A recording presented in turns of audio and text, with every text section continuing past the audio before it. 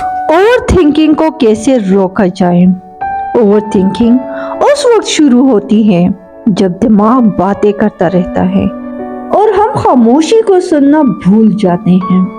ख्यालात का आना बुरा नहीं, ये इंसान होने की अलामत है, मगर मसला तब बनता है जब हम हर ख्याल पर यकीन करने लग जाते हैं।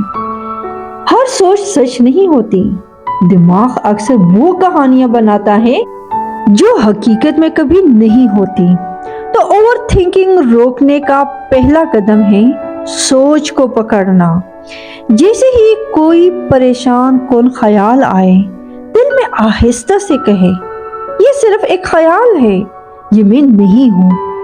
उसी लम्हे सोच की ताकत कम होने लगती है। अब दूसरा कदम, खामोशी को महसूस करना। अपनी सांस को सुने, हवा के हल्के लम्स को महसूस करें, अपने दिल की धड़कन को थोड़ा सा सुने। ये सब इस लम्हे में होता है, नाव में। जब आप दिल और माहौल को महसूस करना शुरू करते हैं, दिमाग खुद ब खुद पीछे हट जाता है और खामोशी दिल में उतरने लगती है। ओवर थिंकिंग खत्म करने का राज सोच को रोकना नहीं है, सोच को खुद से अलग देखना है। अब सोच के मालिक हैं, सोच आपकी मालिक नहीं।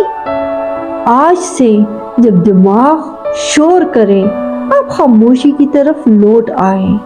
उसी खामोशी में सुकून छुपा है।